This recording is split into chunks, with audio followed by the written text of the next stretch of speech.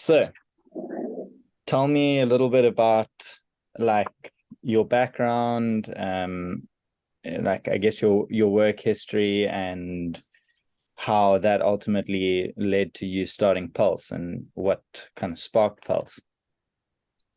Awesome, man. Hey, Rob. Um, yeah, I mean, my work background. I'm a software engineer by trade. Work, work long hours and need a way to unwind. And I think as you know yourself, we tend to flock to more sort of outdoorsy sports, things that tend to push the limits a little bit. You know, I would say like not run of the mill things. So yeah, that's yeah. What I do for work, I'm a software engineer. Before was the co-founder and CTO of Hornet.com. It was one of the world's larger gay social networks. And I left in 2019. Sort of to focus on adventure sports and take a bit of time off. And then So what did that transition look like from working in this like corporate environment kind of to following like an idea and a passion, and where did it all yeah. start? So Hornet wasn't really a corporate environment. It was also we started in the beginning. It was just myself here, Mitch and Sean and Christoph in San Francisco, and 10 in Thailand. So we always had this habit of working from wherever you feel comfortable, and that's sort of how the company grew. And also how I'd like us to sort of grow Pulse as a company that supports your lifestyle. Because I think having access to different how can I say, having access to different cultures and people of different backgrounds help you live a richer life. And I think it helps you have empathy for people in other countries and from other backgrounds as yourself. And I think with sports, it's the same. Like if you are a runner or a surfer in South Africa, if you travel and go to Bali or you go to France, it helps you understand where, interact with different people, get exposure to different sports, different ways of thinking. And we come back and we apply that to what we do. I think if you work from one office and have very limited exposure to people outside of your circle, you sort of start building just what you find in that circle. Yeah, and I So I guess really you think have biases too. you've got certain yeah, exactly. Whereas I think if you leave that circle, it opens your eyes to what is possible, and there's a lot more potential out there in the world than just what's in our immediate vicinity. And I guess it would also help with tapping into different markets too, because you have people who have a direct understanding of different areas, different people, how they use products and apps and stuff like that too. Yeah, exactly. I mean, if it well, you're quite a well-rounded sportsman, but if I was just building a platform for people in my sports, we just end up with like a trail running app. And Yeah. I guess it's to that point, it's being friends with you, through the process of building Pulse, getting exposure to so many different sports, learning about wingsuit flying and speed wing, something I knew nothing about a year ago. Criterium racing more recently. I really think there's a lot more out there, and having a platform like Pulse and people in that circle really opens your eyes to those experiences and what is possible. So you always think about something is impossible or doesn't seem possible until you can see someone else doing it, and you're like, okay, well, Yeah. this becomes in the realm of possibility for me. Right, just like that quote from Nelson Mandela. I think we just posted it on Slack a few minutes ago. I think it's like nothing is impossible until it's done. And I guess seeing other people do something, it helps you understand that it's achievable, it's possible. Mm. I'm still quite hesitant to go and speed fly. Well, well, actually, no, I'm not. I'm super keen. I think Yeah, you and we got to my get girlfriend would, JJ but to take you. He's tandem okay. first, and I'm I'm I'm then super amped, and you can edit this out later, but I'm yeah. definitely going. Cool. Billy, Um, I'm not going. yeah.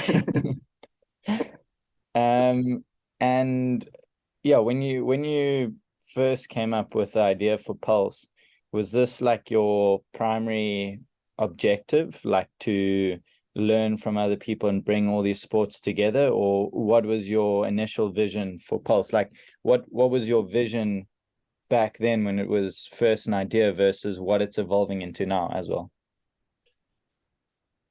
So where it started was it actually started in Lindudna Ravine, which is a ravine in the route quite close to where I stay. And I was running down there, and it was just so incredibly beautiful. And it's like I want to share what this is like with other people, and it's you want to bring people into that sport and show them what you're seeing and what you're experiencing, and that's sort of where the idea started. And I was quite a big fan of Twitch, which is the esports platform, where it's so easy for people to share the games that they're playing, and then there's the esports that they're doing.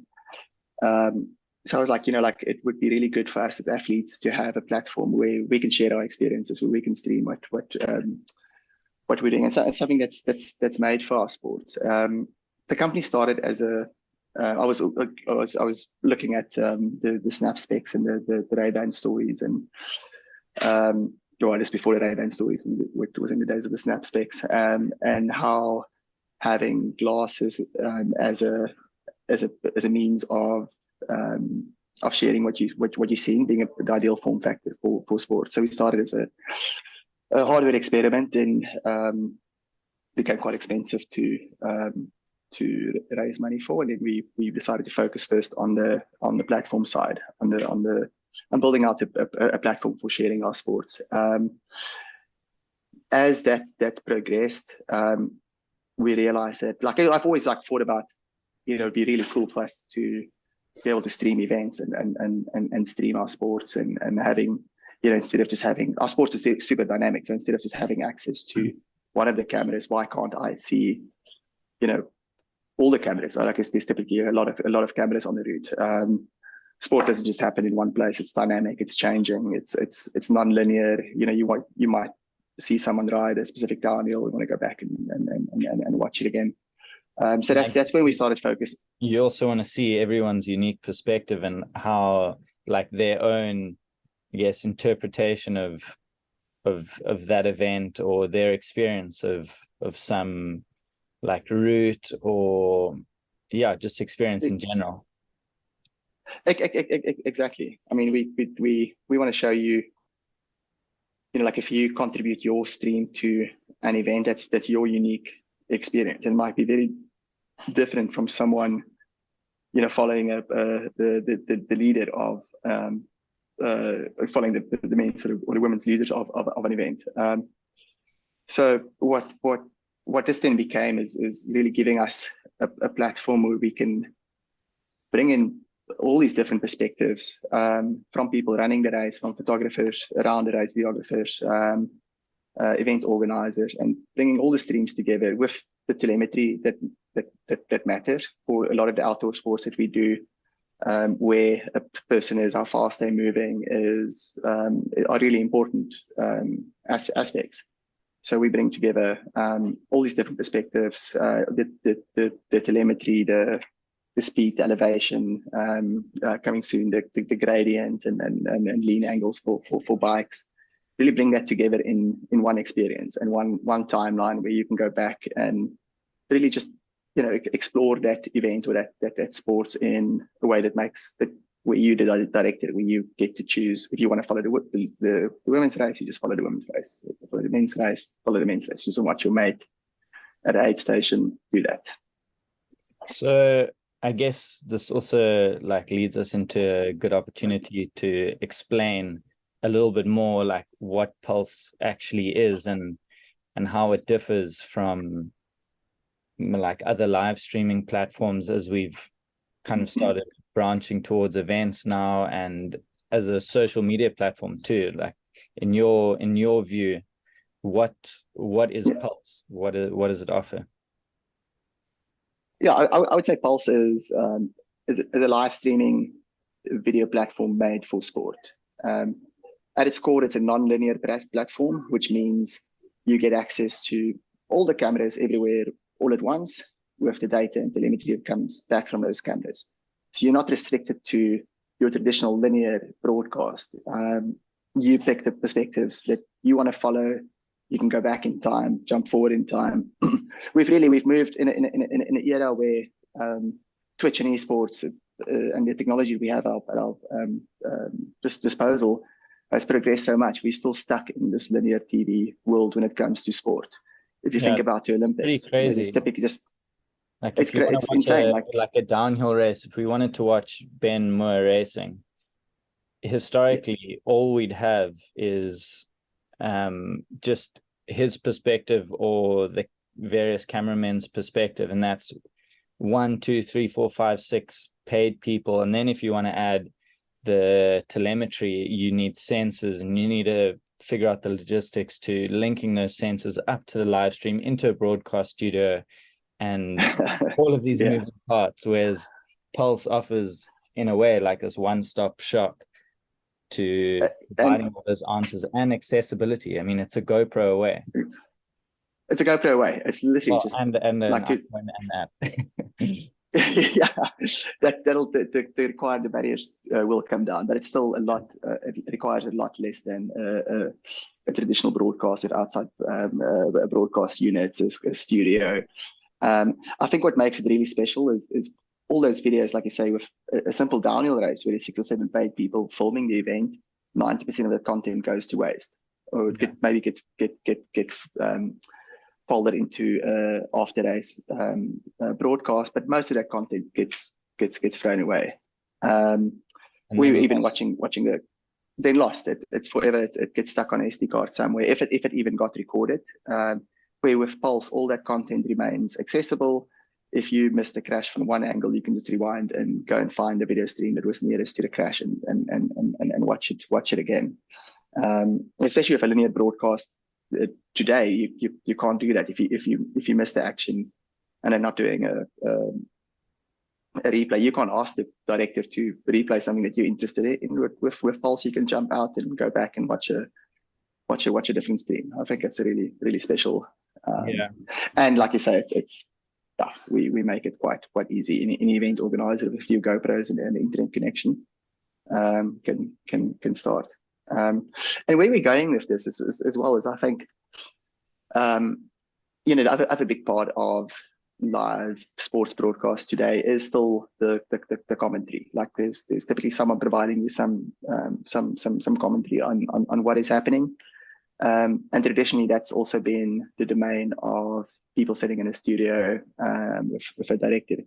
With Pulse, we open up access to that. So if you're sitting in China and you want to provide commentary to a race in Cape Town or in Sydney, or you can join that stream and host your own commentary. And I think that's something really special. So this opens up opportunities for people to become known as commentators in a specific sport, with the same access to all the live streams that anyone online's got.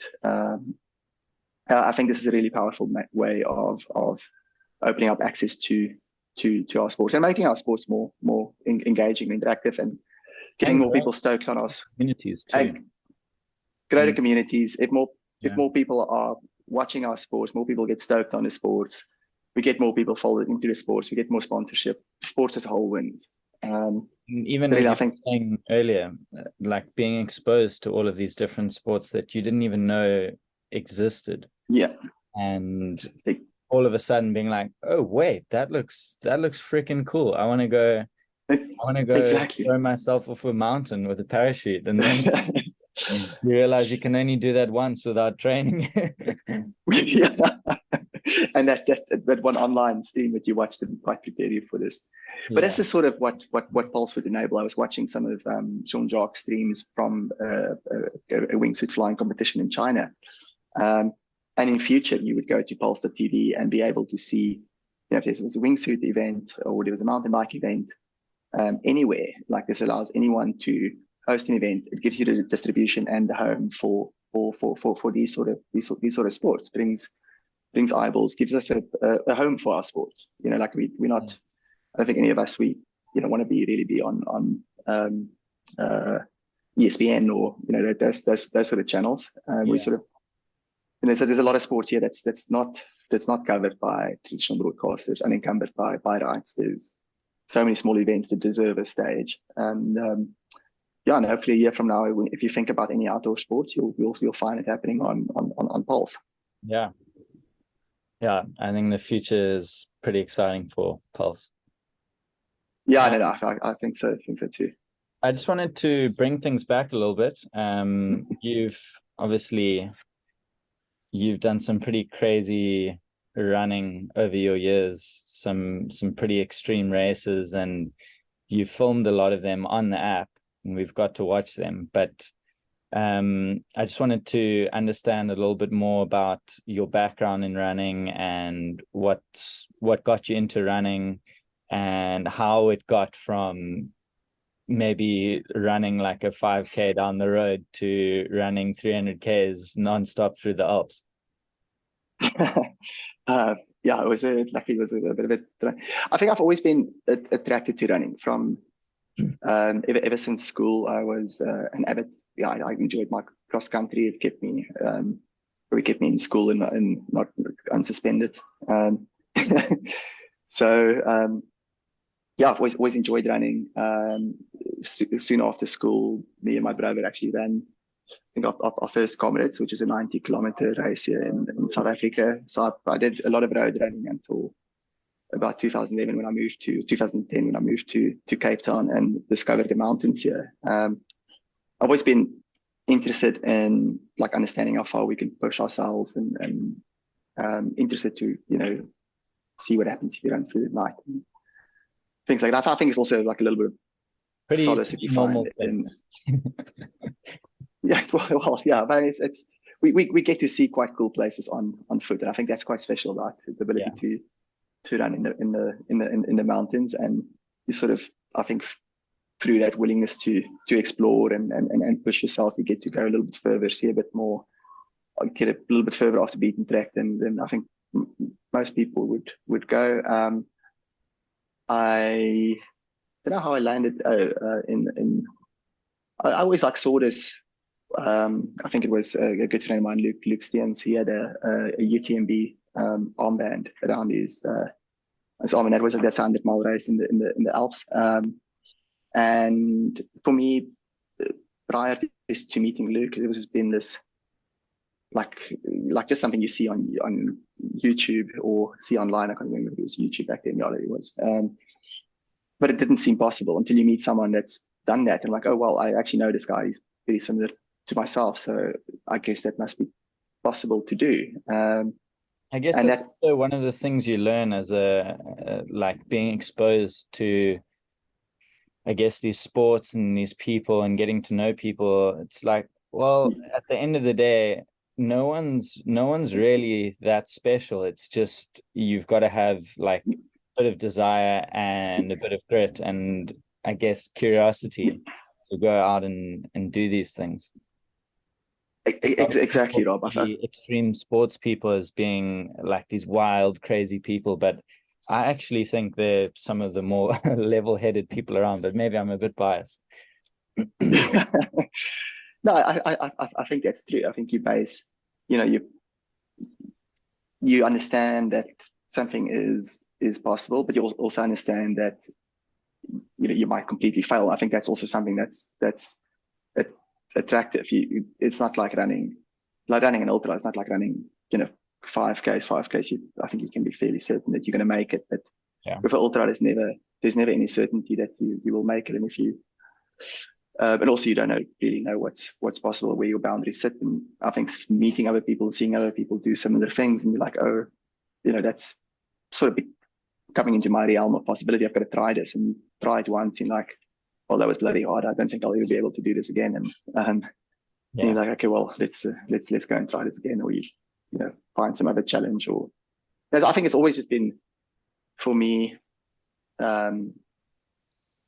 just seeing, trying to push and see where your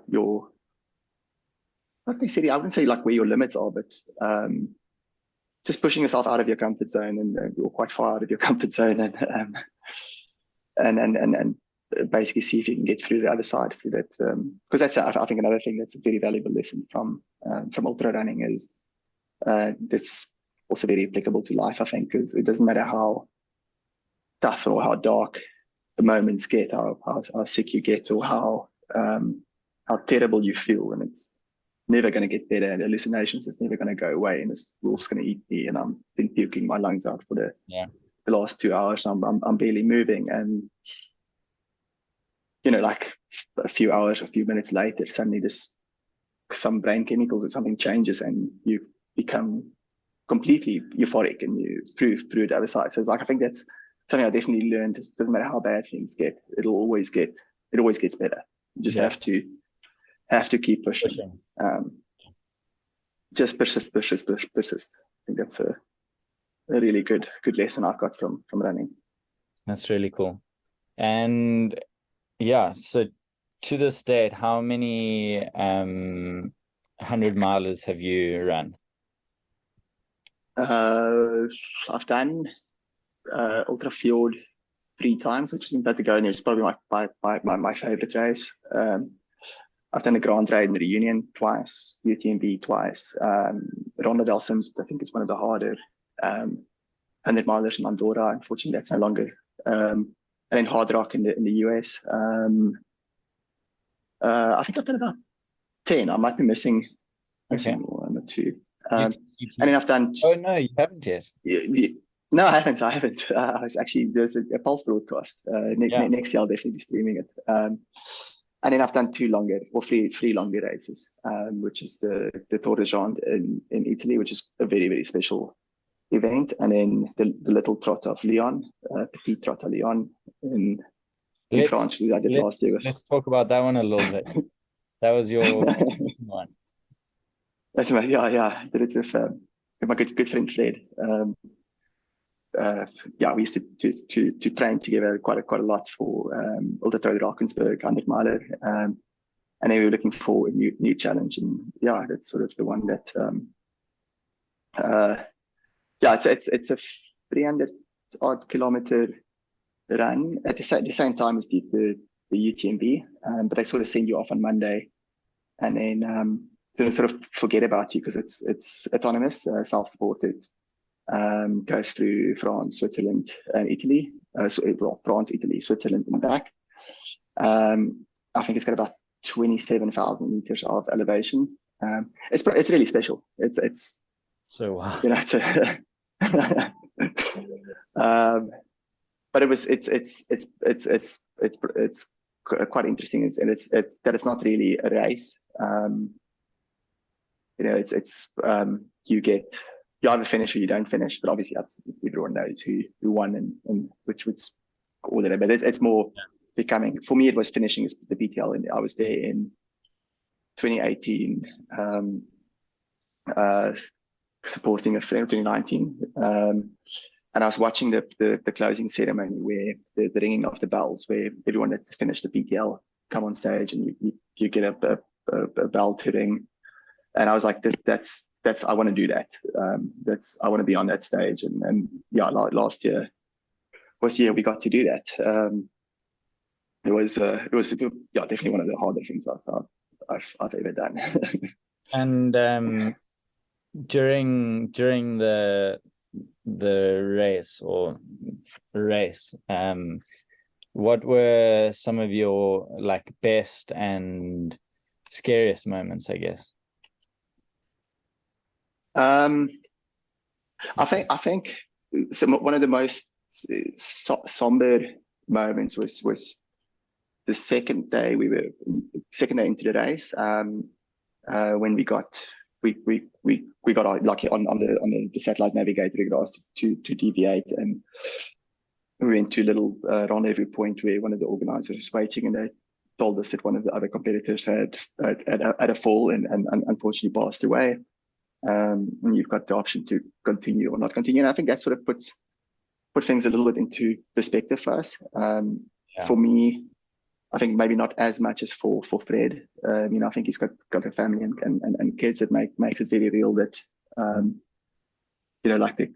things go wrong in the mountains, things go wrong very, very quickly. I think this part where probably the scarier part was it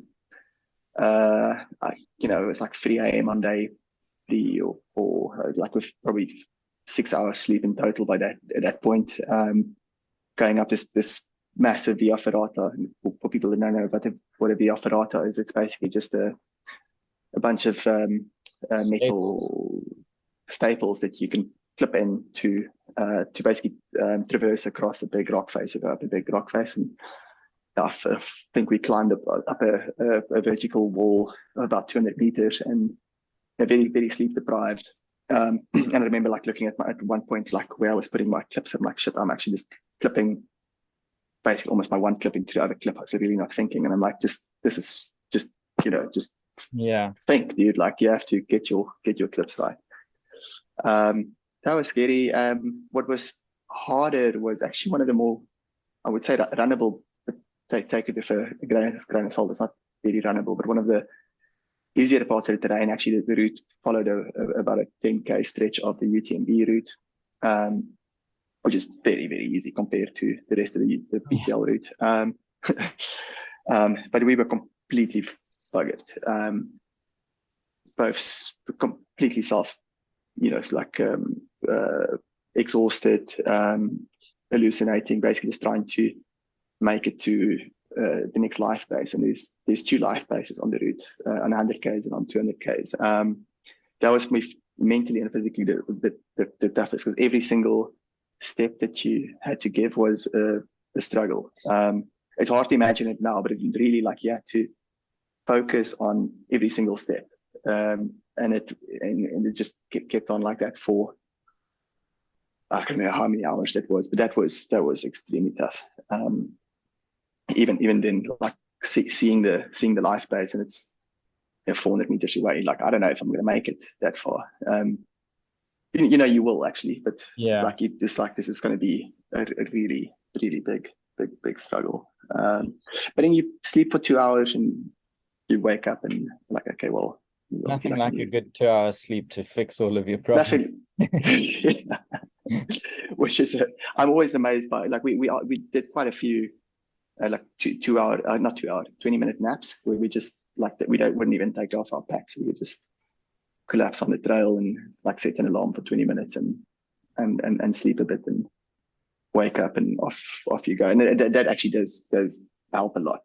I think that's sort of the golden period. Just that shutdown. Your brain just shuts down. Have a little bit of recovery. The little monsters go away and you go on. Wow. I was quite fortunate I didn't have as many hallucinations on PTL as on previous races. I know Fred had quite a few, and he started talking to me like I was someone else, and I just like wasn't he talking to you in Dutch or something? Yeah, speaking to me in Dutch, yeah. And I was just like, yeah. Luckily, I can sort of understand. But I did go through one morning. We came out of the mountains, got to a refugio. Fred went into the refugio to buy coffee, and I instantly forgot where we were. And I'm like, what the hell am I doing here? Where am I? I peer through the window. I see Fred, and he looks sort of familiar. But I'm not sure what this guy is doing here. What's he doing in the Alps, and why am I in the Alps? So it was a very bizarre feeling. Like a dream-like state almost. This actually was so like you really have no idea what you're doing. I'm like, that's happened to me before in Reunion, running the Grand Raid, and I woke up and I felt I was having like a LSD flashback from way back or something, and I'm in the Amazon jungle running with a motorcycle helmet, and I'm like, what am I doing in the Amazon? Wearing a bike helmet, And then luckily at that point, someone appeared from like through out of the jungle, and he was wearing a Diagonal de Fou race bib. I'm like, oh, this guy's running Diagonal de Fou. I'm running Diagonal de Fou. It's not a motorcycle helmet. It's my rain jacket and my headlamp forming this tunnel. Yeah, it's a bizarre feeling. Wild. Shortly after that, the straps on my trekking poles turned into these blue snakes. And I was like, whoa, this, it's not real, but it's like still, it's like a pretty cool feeling. Like, oh, there's snakes around my arms, and they play real, but I don't know they're not real. So I'll just enjoy them and move on.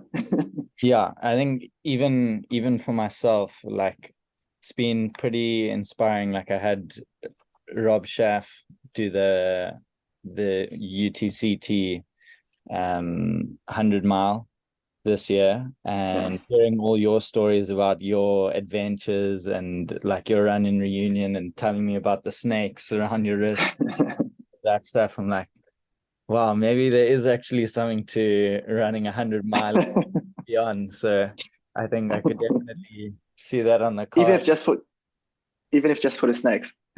Just for the snakes. I'd do it for the snakes. snakes and the gnomes. Snakes and gnomes. You got to watch out for those little guys. They might trip you out. Exactly. They get you. Just going back to Pulse. I mean, we can obviously, the great thing about Pulse is you can go and relive all of this on the app, and you actually posted your full PTL stream, which was pretty epic, all 500 million hours of it. We'll make it easier to navigate in the future. We're all about dynamic viewing experience, and I think we'll definitely build a better experience for. And feedback is always always welcome. Absolutely, yeah.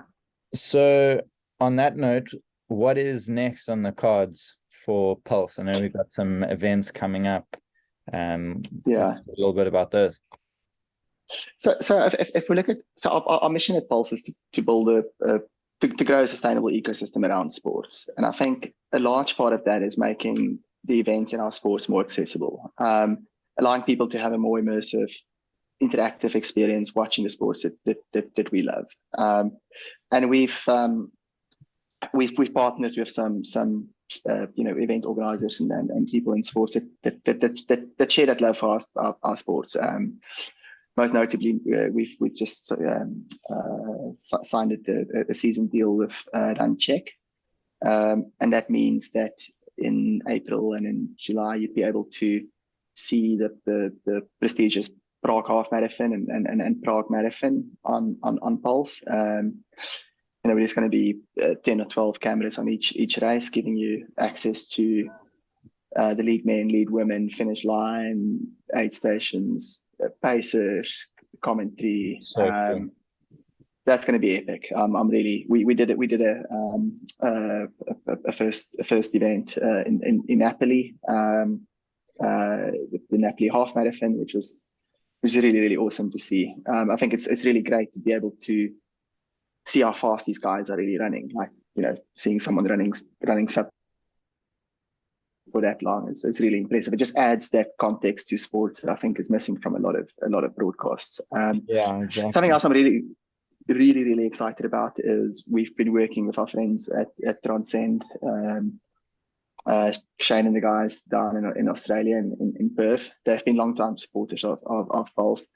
So we did a test broadcast in the just in the outback up north from the Avon Valley in just outside Perth, using Starlink and a whole bunch of MacGyver McGaffers to bring a live stream, interactive live stream, and over there. So I'm quite excited because but this is basically sort of what we want to do. We want to empower organizers like Shane, like Transcend, like Run Check, like Ultra Cape Town. Make it really simple for them to actually get people to experience the sport, experience the event without having to fork out hundreds of thousands of euros to have a live stream experience. So we empower these events to the addition of a few GoPros, let people experience those events.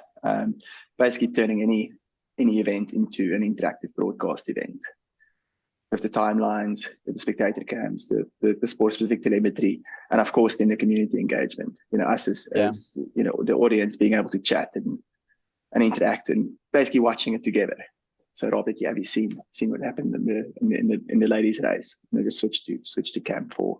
Yeah, I think it's really exciting. It's so cool being able to like watch an event and be able to just, as you watching, flick between the different cameras and views and stuff. And like, that's one thing you always like, you especially watching other marathons or half marathons, you'll maybe be watching the guys for a bit and you're like, okay, but come on, switch to the women now. I want to see what's happening in the women's race. And then the other side of it is like, that's cool, but what about all those other people running it? What's their experience like? And I think what was so cool about Napoli is like you see the lead guys and girls and just what looks like a sprint, just full blown running, like sub 3 minutes a K. And then watching like the 2 and 3 hour buses with people chanting, singing and waving flags and running through the tunnel, just like everyone singing. And that was really cool. That was awesome. And I think that's something that, before it was limited to the people that were at that event. They didn't get to experience the vibe of, for example, one of the Run Check events. And now anyone can go back and revisit that vibe. And if you were in the race, you can go back later and try and find yourself as well. Yeah, go show your friends and family, like, look how cool this was.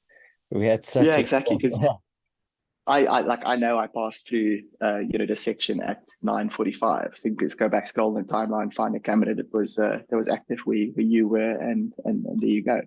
Yeah.